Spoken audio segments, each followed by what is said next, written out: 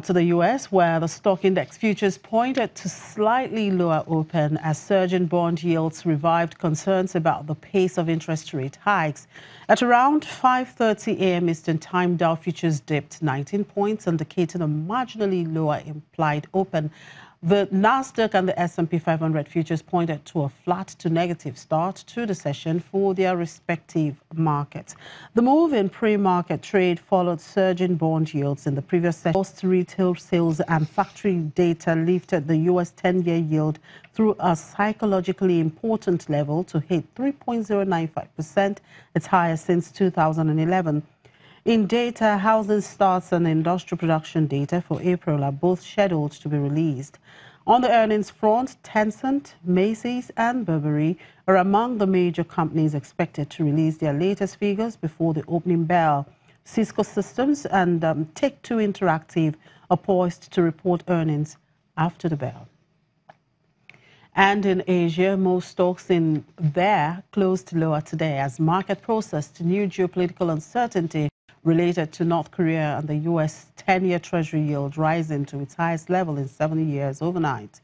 Japan's Nikkei 225 eased 0.44% to close at 22,717 points.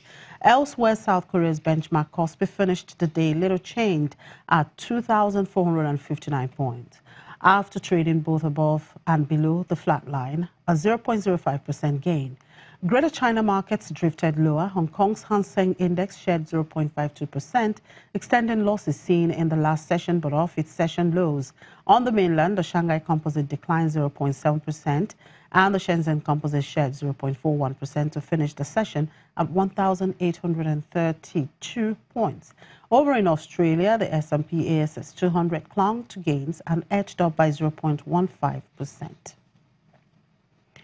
And back here in Africa, in South Africa precisely, that country has sold $2 billion of bonds maturing in 2030 and 2048 on international capital markets in a deal to finance the government's foreign currency commitments. The National Treasury said the bond sale was more than 1.7 times oversubscribed and described it as an expression of investor confidence.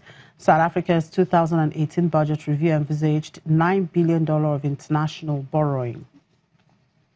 And Mauritius Central Bank has announced the appointment of 3 new members of its Monetary Policy Committee and has postponed an interest rate decision due on Friday for 2 weeks.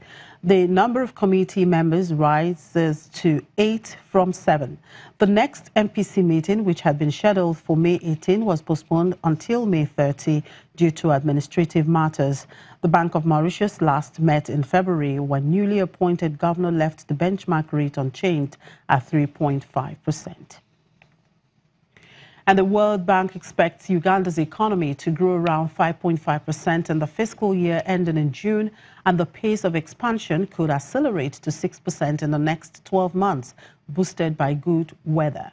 In a report, the Washington-based multilateral body said risks to the East African country's growth prospects in the coming years could come from greater regional instability and slow implementation of public infrastructure projects.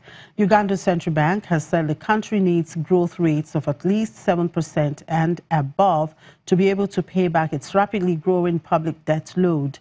According to the World Bank report, Uganda's real output is expected to grow at close to 5.5% and could reach 6% in full year 2018-2019, assuming improved execution of capital spending, favorable weather conditions, and barring other external shocks.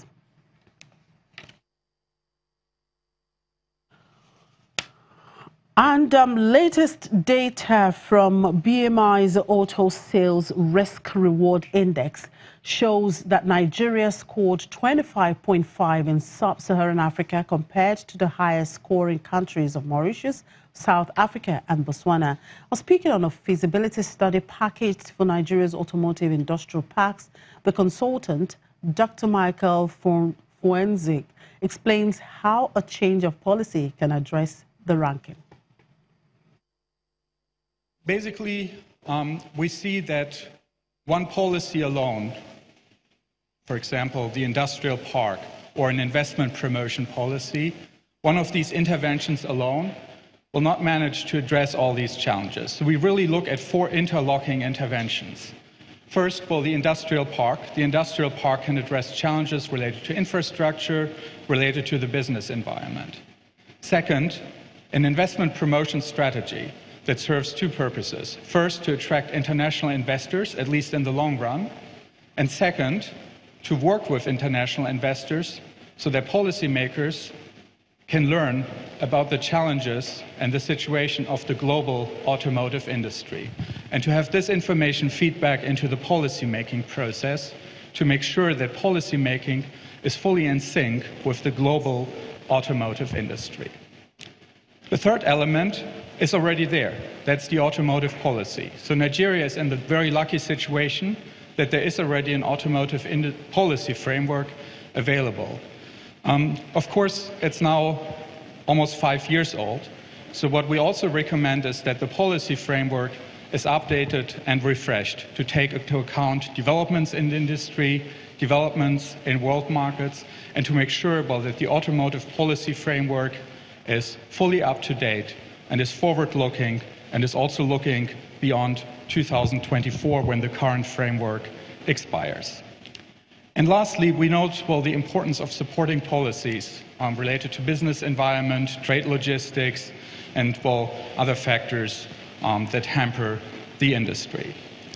So any of these interventions alone will probably not be sufficient to jumpstart the industry. But if we look at these 4 interventions, if we combine and bundle these 4 interventions, then the industrial park and the automotive industry can further develop.